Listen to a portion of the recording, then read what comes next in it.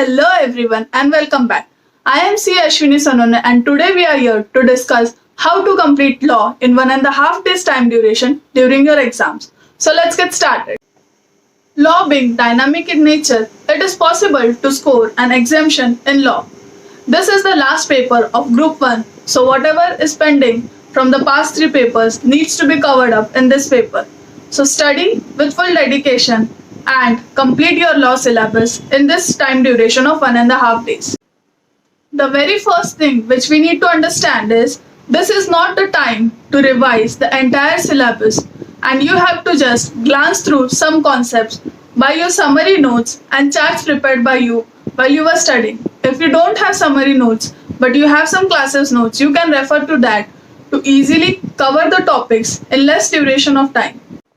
As you are revising law and this is the last paper, you might think that you need to cover everything and you might jump to some new topic. So avoid doing that, avoid going to new topics and revise what you have already studied. The second important thing which you need to realize is directors is not complete law. So please do not start with directors and try to revise in a wise manner in order to complete maximum portion in this 1.5 days time duration. So let's get started. On the day of your audit exam, as you come back from the paper, you can take a small break and then start with law, small chapters like Securities Contract Regulation Act, which you have to complete in 1 hour's time duration, followed by SEBI, which you have to cover in 1 hour's time duration, followed by Prevention of Money Laundering Act, which you have to complete in 30 minutes time duration, followed by Foreign Exchange Management Act, which you have to complete in 1.5 hours time duration, followed by SARFAESI Act, which you have to cover in 45 minutes time duration. In some of the topics, you might take a little more time and some others you might take a little less time. But try to cover all these topics on the day of your audit exam, so you might feel a little relaxed on the next day to cover the other topics of law. On the next day, you have to start with the topic Operation and Management, which you have to complete in 1 hour's time duration, followed by Compromise and Arrangement, which you have to complete in 1.5 to 2 hours time duration, followed by Removal of Companies, which you have to complete in 40 minutes time duration. Next, you have to do Registered Valuer in 20 minutes time duration, followed by Insolvency and Bankruptcy Code, which will take 2 to 2.5 hours time duration. And then you have to jump to the biggest topic, that is Directors, which will consume 5 to 6 hours of the total time duration.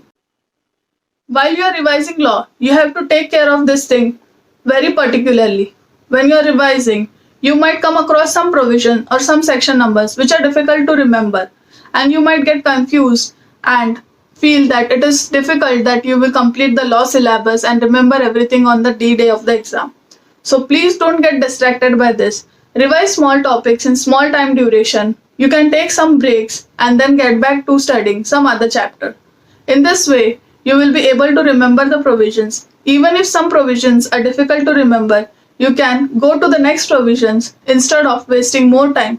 And please do not think that you won't remember the laws, because you are going to remember it all on the exam.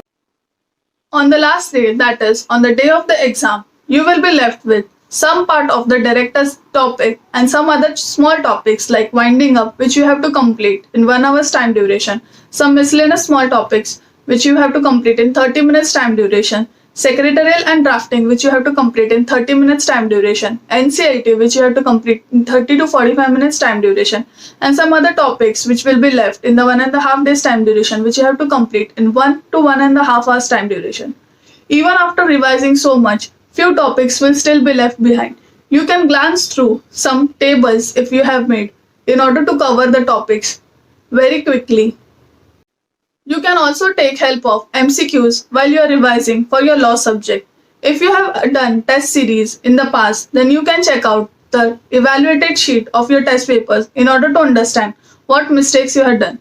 If you have wrote wrong section numbers in your test papers, then avoid quoting section numbers if you are unsure of it. While you are writing the answers, see to it that you write in the proper format and leave spaces between the points or paragraphs. While you are writing case study based question, see to it that you write reference, provisions, followed by facts and then conclusions. Try to underline important points or conclusion in order to score good marks in law. While you see long case study based questions, do not get afraid and try to understand what is the requirement of the question and then read the case study. This will help you to be confident about the case study based question. While you are attempting your law paper, keep track of time because some questions might be asked for 2 marks, 4 marks, or 6 marks, or 8 marks. So write accordingly. Even if you know the provision but it is asked for 2 marks, then give only that much time duration for it. If you keep on writing too much, you won't be able to complete the paper in the given time duration of 3 hours. The biggest benefit of law paper is you can write some points in your own words and only provision needs to be written in the bookish language. But the biggest fear is you will quote wrong section numbers and wrong provisions, due to which many students who have revised properly fail to get good marks in law. So study properly, revise properly, and write properly. If you are unsure of the section numbers, then please do not quote it. All the very best to all the students who are appearing for the November 2020 CA Final Law exam.